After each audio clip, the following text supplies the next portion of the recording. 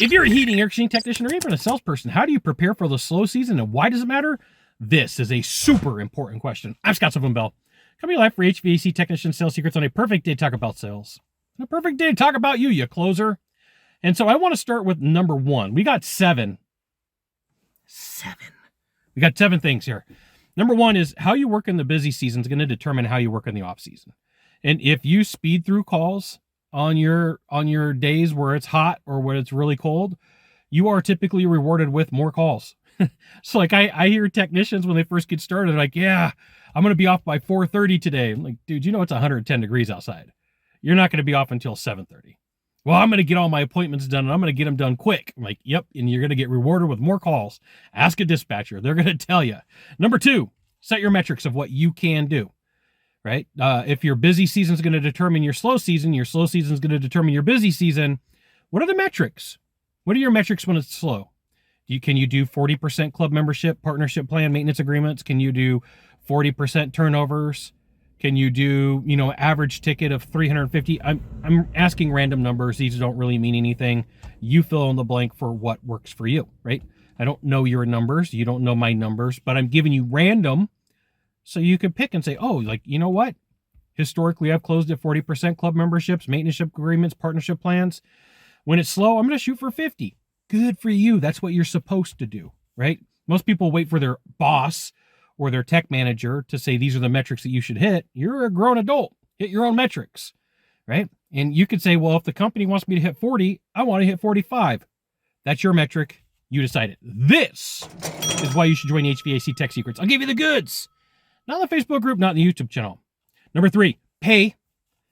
Pay attention. Pay for your own training. Right? There's a lot of companies out there that will pay a coach, a trainer, a mentor, somebody to come train you. And there's a lot of companies that won't. And if it's important, you're going to invest in it. And you're like, hey, Scott, who should I invest in? Find somebody you like. Right? Find somebody who slightly irritates you. Find somebody who slightly pushes your boundaries, but not your ethics. And you're like, hey, Scott, is that you? Could be. I'm not pitching any programs here, but I'm saying find somebody to pay some money to and go to their program. It may cost you $800. It may cost you $1,000. It may cost you $1,200. But here's the thing. You got to look at it as an investment and say that's a tool. If you were a mechanic, you would have to buy ratchets and screwdrivers and air guns. The same thing happens. You need word tracks. You need to know how to deal with people who have home warranty. You need to learn how to deal with all the struggles that happen in business. So pay for your own training. Set aside money for your own education. And it may be like right now that you can only afford a library card, which is $5. Go get a library card and get some books, right? Or get on Audible and buy 1 book a month for $10. But set aside money for your own training. Number 4, start training a month before the slow season. Draw out a bell curve in your town, in your jurisdiction, in your area. I'm going to give you Sacramento's numbers, okay? January busy. February 14th, Valentine's Day, it typically slows down. All the way until tax day. Tax day speeds up, and it's busy all the way till about August 1st. Really slows down in September and October, and then picks back up for November and December. So you need to know, like, if you're going to set aside money and set aside training, when are you going to train? A month before you need it. Not the day that you need it, a month before you need it.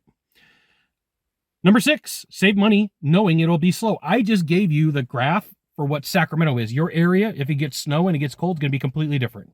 Fill it in for your area. I gave you Sacramento. Number 7, do ride-alongs with people on the top. Go on ride-alongs. And remember, it's their call. Like, nothing would piss me off more and make me mad than I'd have somebody ride with me and they just say, like, I'm going to take over your call. No, that's not how it works. You ride with me, I'm going to tell you from the beginning. Here's the thing. Rookie, tech, salesperson, my call, my commission. You step on my toes, you're stepping to the car, right? You can watch, but if you interrupt at the closing process, you ask questions, you get engaged, a difficult question makes you uncomfortable, I'm going to send you to the vehicle, you're going to go sit in there, turn the air conditioner on, right? My call, not your call. Bonus number 8, record your presentation at the top and at the bottom. Okay, record your presentation at the top and the bottom. Super important, because then you have metrics, you got goalposts, like, oh, over here where I sucked, right? And over here where I was really good. Somewhere in between, I'm not doing something that I'm supposed to. There you go. You got one of 2 things to do from here. Just one of 2. Find the subscribe button, click on it, and every time I send out a video, you'll get an update. This is HVAC Technician Sales Secrets, send out another fantastic video.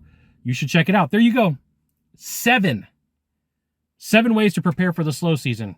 You got this. We'll see you soon.